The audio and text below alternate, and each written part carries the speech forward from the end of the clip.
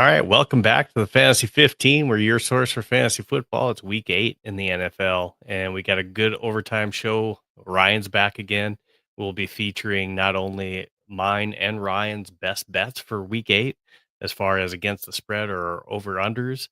For those of you that like to do a little bit of betting, again, those are our bets, and we're not telling you who to bet on. That's just who we're betting on.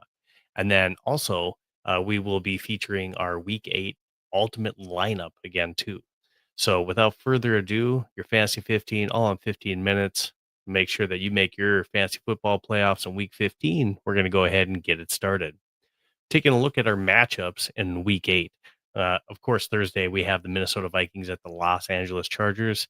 If you were just following us when we just had the Viking Central podcast, who the Fantasy 15 is powered by, you saw that I made the selection for the Minnesota Vikings to defeat the Los Angeles Chargers with the score of 31-23. The Miami Dolphins then on Sunday take on the Atlanta Falcons. I do like the Falcons in that game. The Falcons are going against the Miami Dolphins, who have the worst rush defense in the league. And you got Bijan Robinson. I like that matchup. So I'm taking the Falcons there. Jets versus the Bengals. So you don't have Justin Fields. He's benched. Tyrod Taylor's coming in. I like the Bengals in this matchup with a revitalized Joe Flacco. Uh, Again, he's got his weapons with Jamar Chase and T. Higgins. I like the Bengals in that one. Cleveland Browns at the New England Patriots. Cleveland's got a tough defense, but they're going against New England Patriots who have been firing on all cylinders with Drake May. But Cleveland Browns, unless they really get their running game going with Quinshon Judkins, who had 3 touchdowns last week, it's going to be a tough matchup. I like the Patriots in this one at home. Giants at the Philadelphia Eagles. Last time the Giants faced the Eagles at New York, it was 31-17 Giants. Um, I'm kind of expecting this one to flop the other way this time, and the Eagles are at home. I like the Eagles taking this one against the Giants. The Bills against the Panthers. I like the Bills in kind of like a, and I know Ryan's going to tell me this, that the Panthers don't lose at home, but I like the Bills and Josh Allen getting back on track with a big win on the road against the Panthers. Bears at the Baltimore Ravens. Lamar Jackson's back. And usually Lamar Jackson, Derrick Henry, that's a really good lineup. That's a really good combo. I'd like the Baltimore Ravens to get back on the winning record, on the winning side of things against the Bears at home. The Niners against the Texans, they are the road team. And even though he hasn't had the weapons, just Mac Jones has been seemingly getting it done. He at least got George Kittle back. I think there's an outside chance that even Brandon Ayuk might even be playing in this game. We'll see. Um, but in a close one, I kind of like the Niners on the road on this one against the Texans. Tampa Bay versus New Orleans Saints. I like Tampa. Now, Tampa didn't score a whole lot of points last week, but I think they're going to get right this week against New Orleans Saints, even though they're the road team. I like the Buccaneers in this one. Cowboys at Denver. Now, this is a tougher one. Now, Dallas doesn't have a great defense, and it's usually running up the score. I don't know if the Broncos can do it twice, but I kind of like the Cowboys on the road against the Broncos. They got CD Lamb back. I just think that they got a lot of weapons on offense. They've been running up the score. I just don't know if the Broncos can keep up with them. Titans at Indianapolis. That's one where I just think it's a blowout at home for the Colts. The Packers versus the Steelers. Of course, it's kind of the storyline is the revenge game for Aaron Rodgers going against the Packers. Steelers have it at home. I do like the Packers going into Pittsburgh and beating the Pittsburgh Steelers. On Monday night, we have only one matchup this week instead of the twofers that we've been having, and it's Commanders at Kansas City Chiefs. Now, you're not going to have any Jaden Daniels on Monday night. It's going to be the Marcus Mariota show going against Patrick Mahomes and the Kansas City Chiefs. I think Kansas City wins that one easy. Uh, right now, they're favored by 10.5 earlier, but again, with no Jaden Daniels, I think that even gets bigger. So I like that matchup. Going into our charts for quarterback, and I just talked about it. Kansas City Chiefs, my number one week 8 spotlight is Patrick Mahomes. He's been on a burner lately. Patrick Mahomes went 26 for 35 for 286 yards and 3 touchdowns last week. The week before, he had 4 touchdowns, three throwing, and he had one rushing. So he's going against a Washington team, again, with no Jane Daniels, Marcus Mariota. I like that matchup. I think Josh Allen has a bounce back week going against the Carolina Panthers, and I like somehow Jalen Hurts at number 3.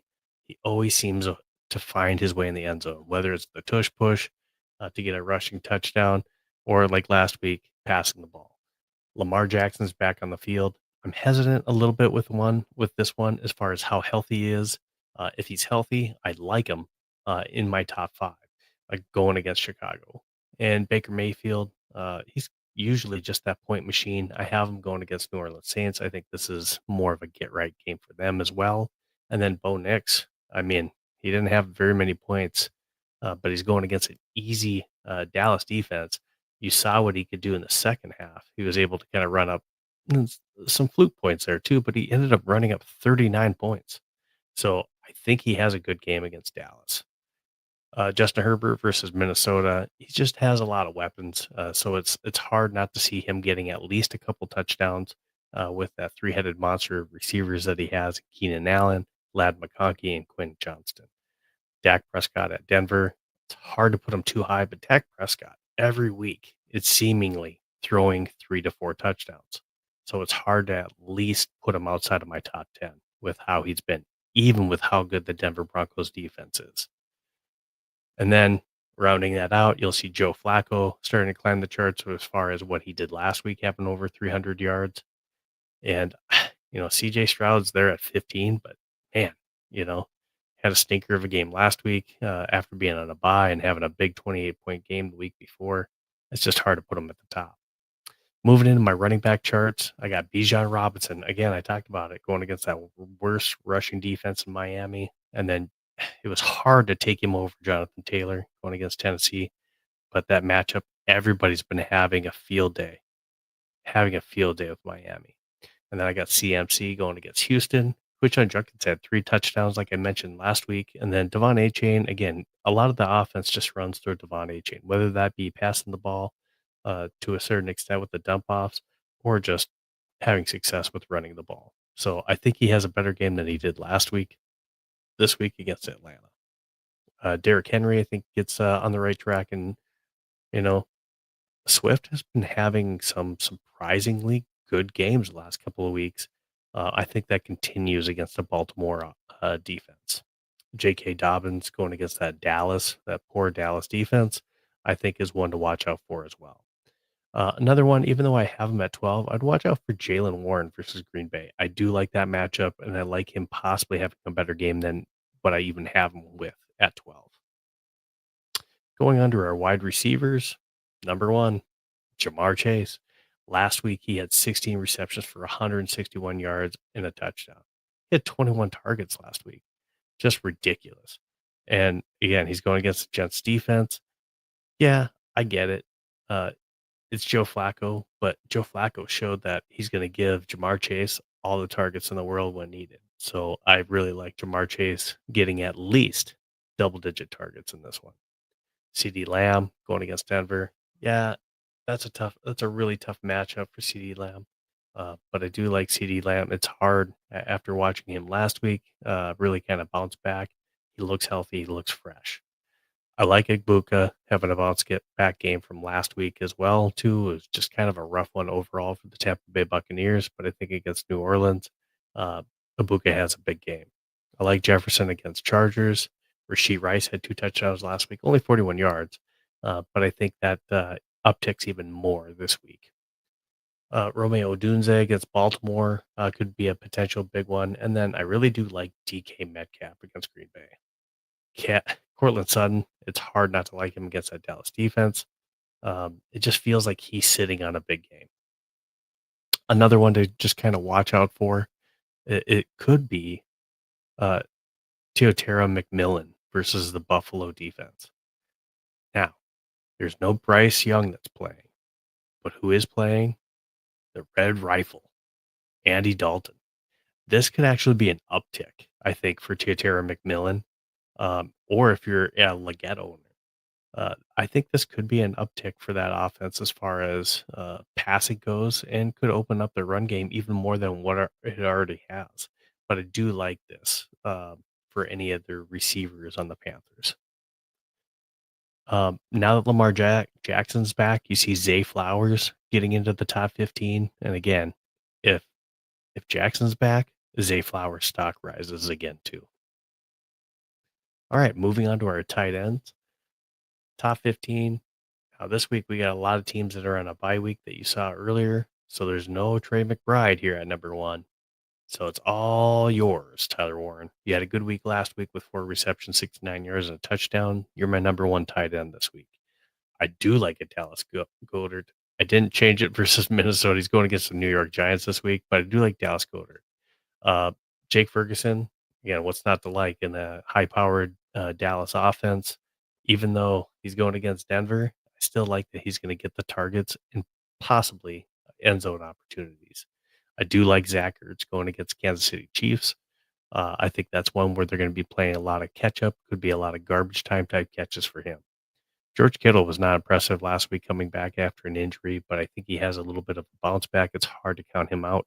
And then even though they're at Houston, again, there's just not a whole lot of throwing weapons out there. I think George Kittle, he gets back into my top 5 on the tight end charts this week.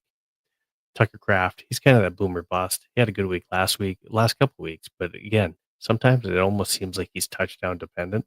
So we'll see how that goes against Pittsburgh. But Pat Fryermuth had a monster game last time he was out, and it's hard not to see it happen against Green Bay. Now, one I do have Darren Waller at 8. I apologize. You can scratch that one. He is now on the IR. A sneaky one that are on here. You saw Gadsden really kind of go off the last couple weeks. We'll see if he continues that trend. I do have him at number 11, but we'll see if he continues that trend. I want to say at 169 yards receiving as a tight end. But we'll see if he continues that against one of the better passing defenses in the league. I do like Kate Auden against New Orleans as well. He's another favorite pick for mine, even though he's at number 12. All right, moving on to the kickers. Number 1, Brandon Aubrey. Brandon Aubrey had 3 for 3 field goals and 5 for 5 in extra points. He's just getting a lot of opportunities in that Dallas offense. Dallas is just giving them, they're not punting the ball a lot. So what's happening? He's either kicking extra points or he's kicking field goals. I do like Nick Folk with the Jets going against Cincinnati. I just think that's one where they're just gonna struggle. No Garrett Wilson. Brees Hall is kind of dealing with some injury issues. Just I think they're gonna end up with a lot of different situations where they can't punch it in the red zone, and they're gonna have to use a lot of Nick Folk. I like Evan McPherson as well against the Jets. I have Brandon Aubrey on there twice. That's because I like him so much, right, Ryan? Eddie Pinheiro against Houston, and Will Reichard's just been a beast. Now, hopefully, Will Reichard um, isn't kicking as many field goals as a Vikings fan. I'd like to see Will Reichard not kicking as many field goals, but Will Reichard has been kicking an awful lot and having 5 field goals last week. And then I do like Dicker versus Minnesota. Harrison Butker versus Washington is a good matchup as well. Kind of a sneaky one is Group A with New Orleans versus Tampa Bay. So he's definitely one to keep your eye on as well. As we move into the defenses, my number 1 this week is the Colts versus Tennessee. This is really just a matchup pick here. Now, the Colts are one of the better fantasy football defenses this year. They allowed 24 points to the Chargers last week, but they did have 3 sacks and 2 interceptions as well. So I like this matchup against the Cam Ward Tennessee Titans. So they're my number 1. Falcons versus Miami. Miami only had 6 points last week, and that's just going to be a tough game again against a pretty good Falcons defense. So we'll see what Miami's able to muster and if they're able to get some momentum. But I do like the Falcons. Patriots versus Cleveland. Dylan Gabriel didn't show a whole lot last week, but Quinshon Judkins really went off, and he was their star. So we'll see if the Patriots are able to kind of keep them. Patriots had a good defensive week last week. Again, Tennessee Titans, right? Bills at Carolina is a matchup to watch. Chargers versus Minnesota, and I only say this because the last 3 games, Minnesota's had some turnovers. They've had turnover troubles, and that could be something where with sacks, those could could be some points for the Chargers. Packers at Pittsburgh, Jets at Cincy, and then another one to kind of watch out for is the Chiefs versus Washington. Again, no Jaden Daniels. It's Marcus Mariota. He's very capable. So we'll see what happens there with Washington. But that is one that's a sneakier pick as well, too, with the Chiefs. All right, going on and moving into our overtime, I am going to go ahead and bring on our overtime guest, which is Ryan Jones. Ryan, how are we doing? What's going on? I don't know why I keep coming on here just to sit and wallow in my own self-pity after I lost the third week in a row. I haven't even got to that one yet. I haven't even got to that graphic yet, right? Spoiler alert. Loyal, dude. They know already. So I already kind of showed the schedule, and before we get into the ultimate lineups, we're going to get into our best bets. So these were the different spreads and the over-unders that Ryan and I were going off of. So before I bring up what we're going with this week, I'm going to bring up how did we do last week. So when we take a look at our best bets from last week, my best bets that I had, I went 4-1. The ones I won were the Chicago Bear pick, New England. I lost the over-under with the Tampa Bay Lions game. You know, that one just didn't get to be as high scoring as I thought it would be. That's a weird game. Yeah, the Giants and the Broncos, that was a winner for me. And then, of course, one that Ryan and I both won on was the Colts and the Chargers. Now, bringing up Ryan's here, let me go ahead and take that one down.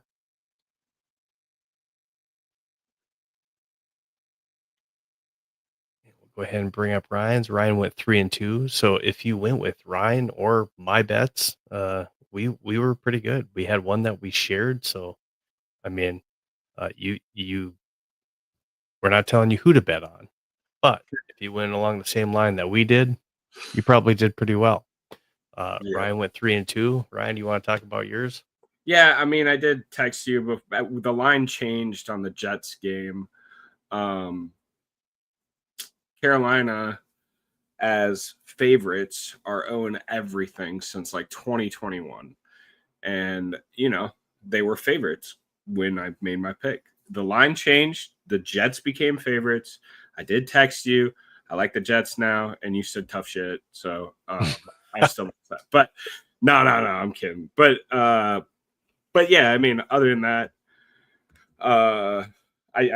we did overall, because we both bet the same line on the Colts game. Mm-hmm. Overall, we were 6-3, which I don't know if you're someone who plays units, then you would have done pretty well over the weekend. But you know, let's just hope we can keep it going. That's all I'm saying. Well, I'm gonna let you keep the momentum, and we're gonna go ahead and we're gonna jump into your week 8 picks. Week 8. Let's go. All right. So we got Miami, Atlanta minus 7.5. Yeah, I just think that Miami's that bad. I think it really boils down to they really are that bad, and Atlanta's defense is that good. What Atlanta does well is run the ball. What Miami does really bad is stop the run. So, I don't know. That one for me, kind of no-brainer. I like Cowboys plus money against the Denver Broncos. Broncos, every game they win is in really close fashion, kind of last second anyway. They had no business beating the Giants the other night with a little magic and scoring 30-some points in the fourth quarter. Yeah, I just think there might be a little bit of hangover there. Plus, the Cowboys can just score at will, so their offense is high-powered. I think the Bears plus money against Baltimore. I know Lamar Jackson's probably back, but the Bears, I mean, since their bye week, have been one of the better running teams in the NFL. Again, Baltimore, not good at stopping the run. So, yeah, I like the Bears here. And then Vikings, Chargers, plus 3.5 seems like quite a bit of money, or quite a few points to give the Vikings on short week for both teams on a Thursday night game. They're usually kind of clunky and close, so I'll take Minnesota on the points. And then we're going over in Giants Philly. Giants with Jackson Dart. Their offense has been fun. That team has been fun. They've been able to score. Philly can, they figure out ways to score all the time. And I do think that we're going to see the over in that game also. So, yeah, man. I really like a lot of your bets this week. Actually, kind of surprised, So last week we only had one that we were betting the same on, and this week we actually have none that are the same. But I really do like a lot of the bets and where your head was at. Yeah. So when I go into mine, the Jets versus the Bengals, no Justin Fields, Tyler Taylor. I just, in the way that Flacco was able to play last week and really Chase Brown. We saw a 100-yard game out of Chase Brown. I just like the Bengals at home in this one more than 6.5, at least by a touchdown. So I think that's a good bet this week. I have no idea why that check mark went way over there, but I like the Buccaneers this week against the Saints. I think that's a tough matchup for the Saints going against that Buccaneers offense. Again, can Spencer Rattler keep up? Not sure of that. So by more than a field goal, yeah, I like Tampa in that one. San Francisco versus Houston. And again, I talked about it before. I just think the 49ers somehow between, I don't know what it is, but Mac Jones just works in that offense. And you got CMC doing a lot of that dirty work. And Kevin Bourne seems to be born again in that offense. And he's playing well as a fill-in receiver for them. They just got George Kittle back. I think he'll be worked in more this game. I like San Francisco against a struggling CJ Stroud. The Tennessee Titans at the Indianapolis Colts. This is one of those where, again, the Colts are just dominating everyone. Titans are struggling right now. It's at home for Indianapolis. And, man, I mean, Daniel Jones is playing like a beast. And then you got Taylor. Jonathan Taylor might be an MVP candidate right now, the way that he's playing. So I like the Colts at home in this game. And then my over-under that I really like this week is the Green Bay Packers and the Pittsburgh Steelers. To me, this just feels like one of those games that's just going to be a battle shootout. Somehow it's going to turn into a shootout game where Aaron Rodgers just wants to stick it to his old team. Green Bay is going to be trying to play catch up at some points in this. Now, I still think that Green Bay wins this game, but I think that there's, just facing his old team, I think there's some added incentive for A-Rod in this one. All right. So that's kind of where my head was at. So we'll see where we get you this week. But for Ryan and I, this is who we're betting on. We're not telling you who to bet on. This is just who we bet on. Now, if any of you guys have any questions on who to start or sit or any trade scenarios, please make sure that you send it in chat. And Ryan and I will answer it live and do the best we can and try to help you out with your lineup this week.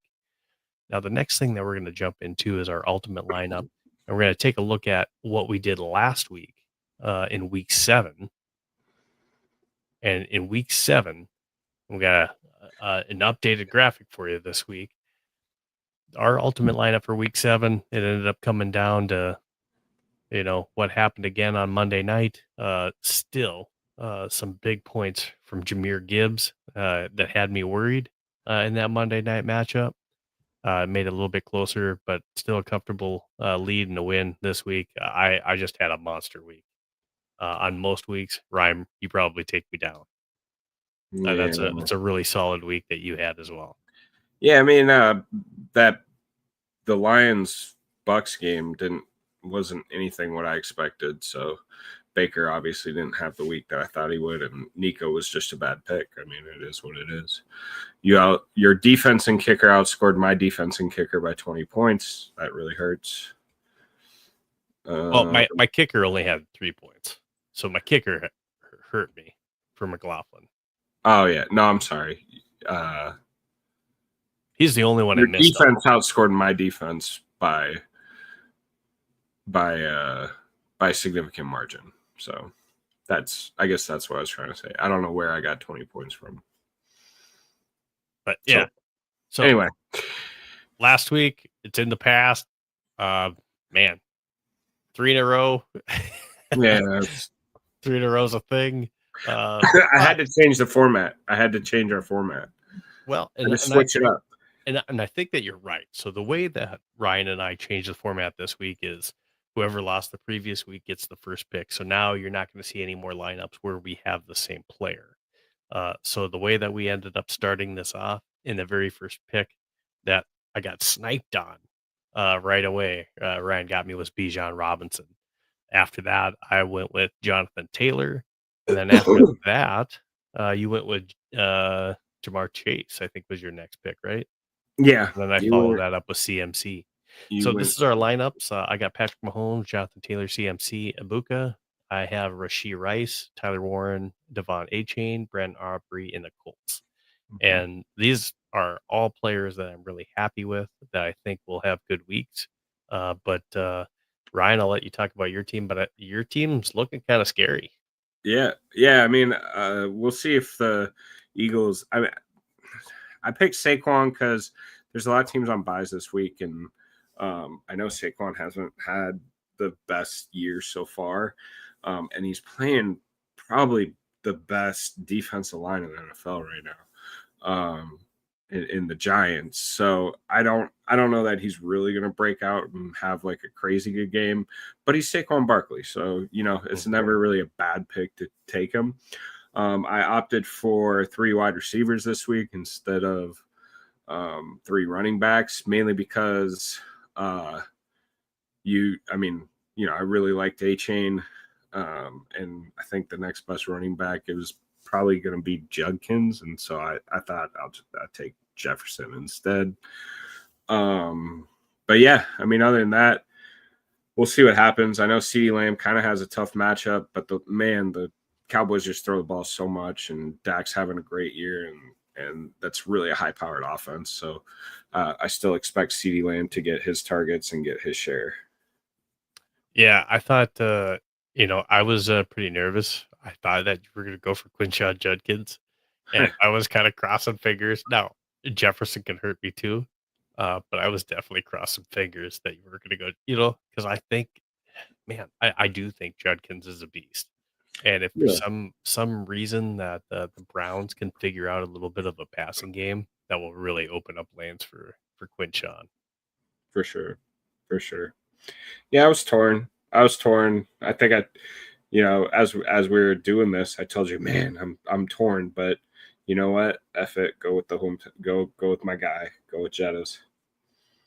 Now, when I took a look at quarterbacks, we had talked about you said that you were going back and forth between Josh Allen and Patrick Mahomes. Um, yeah, why did you decide to go with Josh Allen? He was the MVP last year, I guess. That's probably the reason why. I mean, I just, I had him at number 2, so yeah, I also think he's sitting on a big game. yeah. I think he's probably he might be due, hopefully due. I think he's healthy now, and yeah, I don't know. I feel good. It's not the easiest matchup, but he's Josh Allen, and I just feel Mhm. good about him being Josh Allen. But yeah, I mean, I like Mahomes a lot this week too. I think Mahomes has a big week. Were you nervous about taking CeeDee Lamb going against the Denver Broncos? Yeah, I mean, I am a little bit just because they're pretty stacked in the secondary, and Mhm. they're really, really good at rushing the passer. So yeah, but the Cowboys are going to throw the ball, and they're going to throw the ball a whole bunch, I agree with you. and so it's going to be him and Pickens, like that's him, Pickens, and Ferguson. We catching a bunch of balls, um, so yeah, and I mean Denver didn't look good for 3 quarters last week.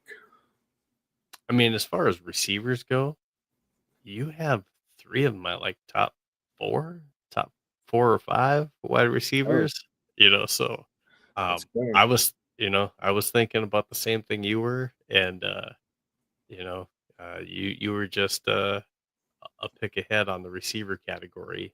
Mhm. for me. And man, that's a nice looking lineup for the receivers. We'll see how this week goes. I Yeah. do really like the lineup that you went with. I'm not really sure about Saquon yet, just Mhm. because, you know, if they would stop tush pushing and would just give the ball to their breadwinner running back, Saquon would be a way better pick on most weeks for Yeah. fantasy owners. And I think just I got more flashy names than you. Like you, I you went on paper. do, but when Jamar Chase is getting 21, 20 plus targets, Yeah. that usually bodes pretty well for Jamar Chase. CD Lamb got quite a few targets last week, and we're always looking for Justin Jefferson. You know, one could argue, Again, it's on paper. Doesn't what mean one could argue, it was Addison maybe worth taking? I mean, I think it like the way that the Eagles played Jettas last week. But doesn't everyone play Jettas with a double team? No, not always. It depends. Some teams kind of go with a um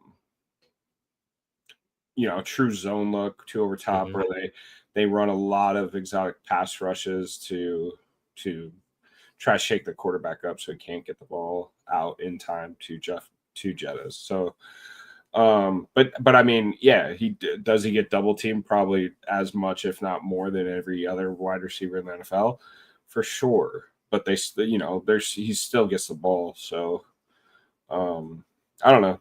I he's the number one. I'm not thinking. I'm not gonna ever pick Addison over Justin Jefferson quite yet at this point in their careers. I was nervous taking A Chain going against your Falcons defense. Yeah, That did make me really nervous. Um, that's yeah, one where I don't feel super good about it. Um, I think that's one where I might pay for that one. yeah. After Tua throws like three picks in the first half, it'll probably be a Quinn Ewers. So we'll If they probably have see a a lot of backup, I'm in trouble. we're gonna see a lot of Ewers and I don't know, man. I think people are sleeping on Quinn Ewers. Um, and but the thing about A Chain is like it's him and like Waddle. I mean, he's getting his touches no matter who they play. Mhm. You know. So and he's got the capability and speed to break one at any point. So he's always scary to be against. I paid for it last week uh, with a bad kicker, so I went and stole yours from last week, this week, hoping that ends up giving me at least a few points, a few more points than 3 that I got from my kicker last week. You got 17 points from Brandon Aubrey last week, so I'm just hoping I get some of that coming my way.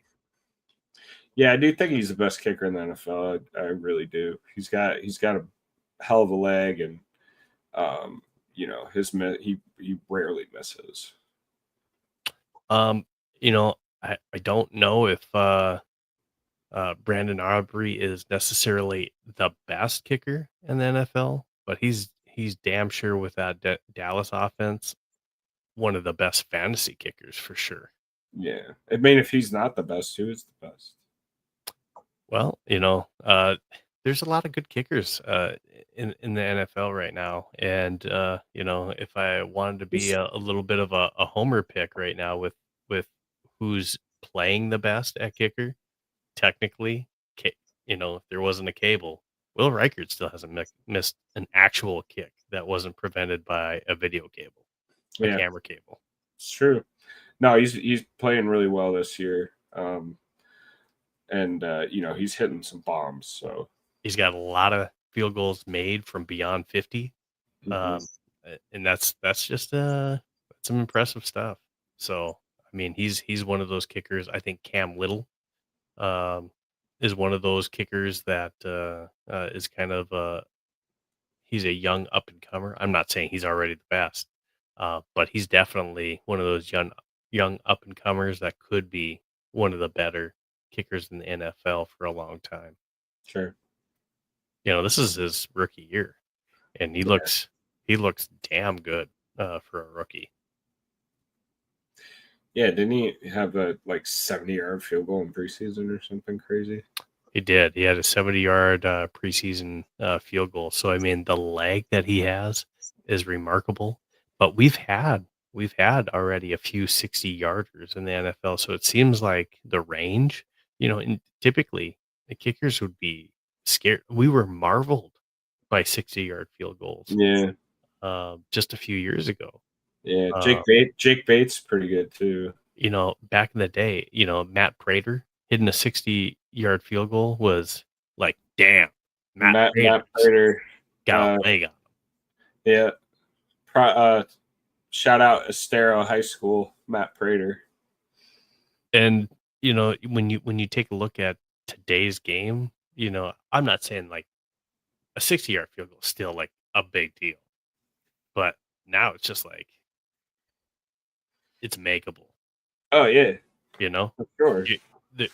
you thought like, hey man, we're just chip chair chance before with the 60-yard field goal.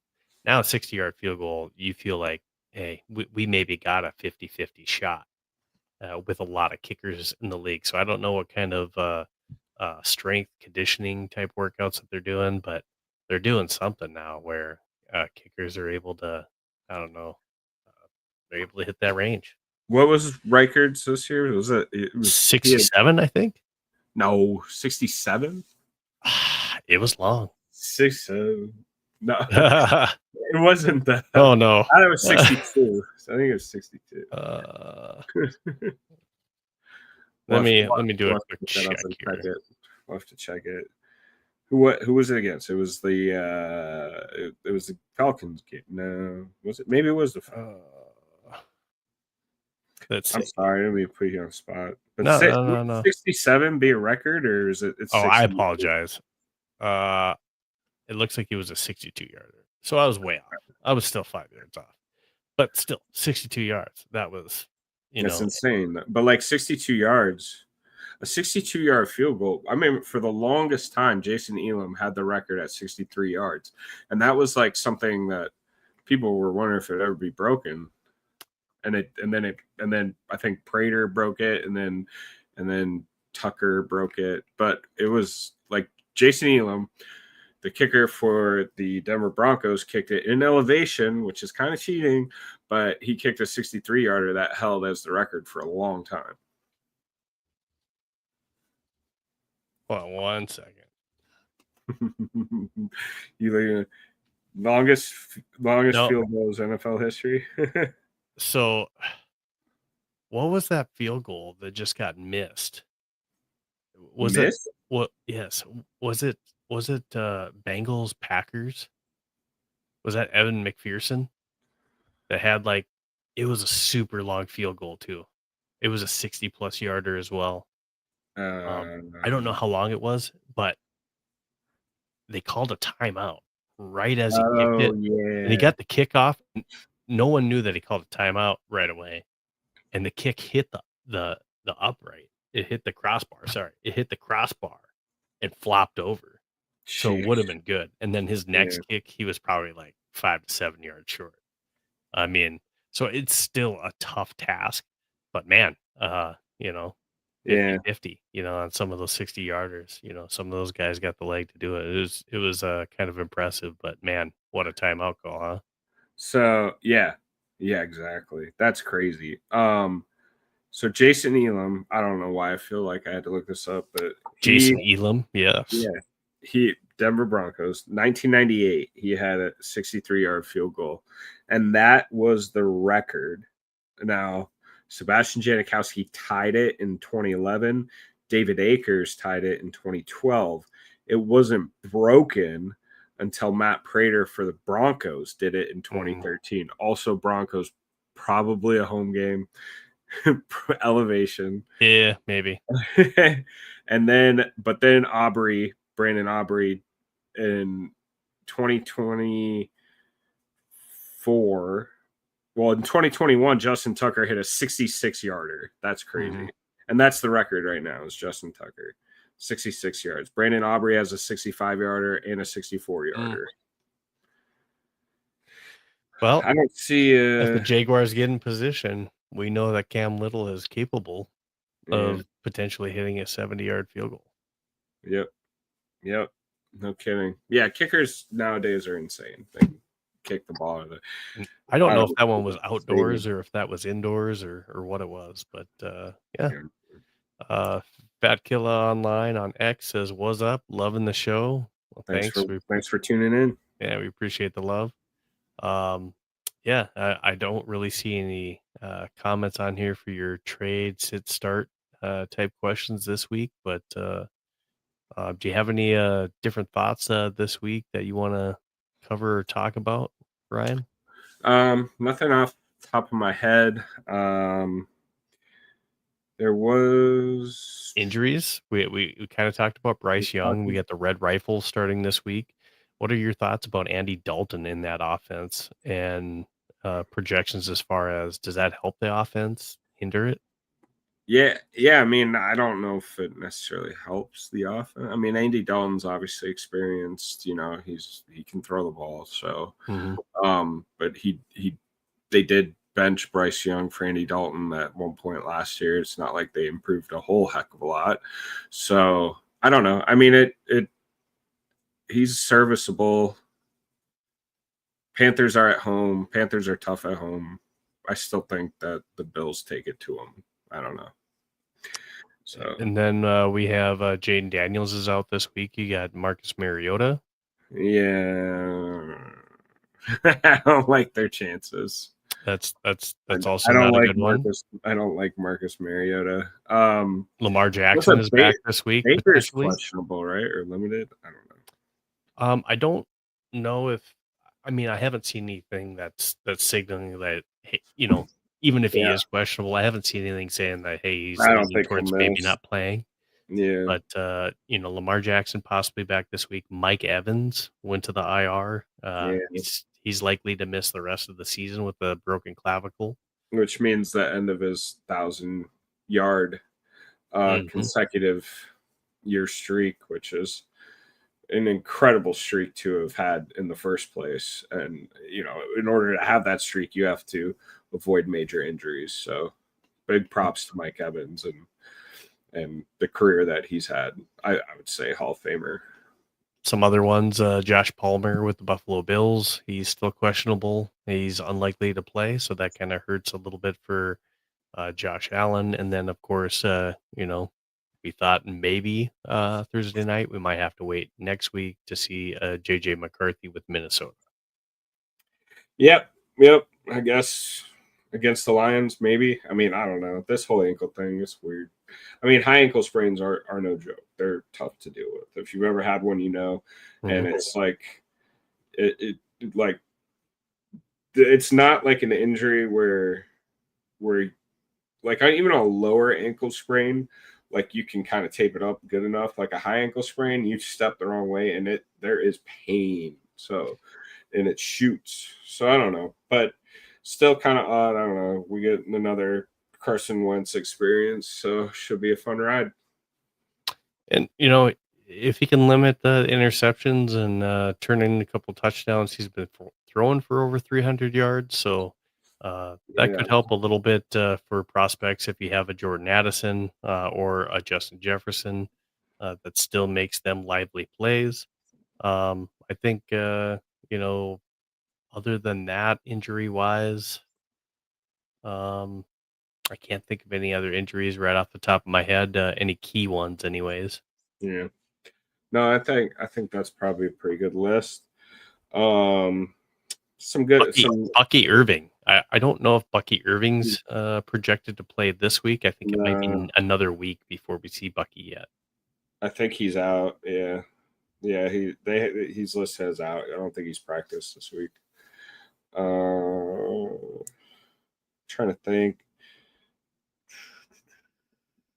Yeah, I mean, there's a ton of buys this week, which is There good for is. some of these guys.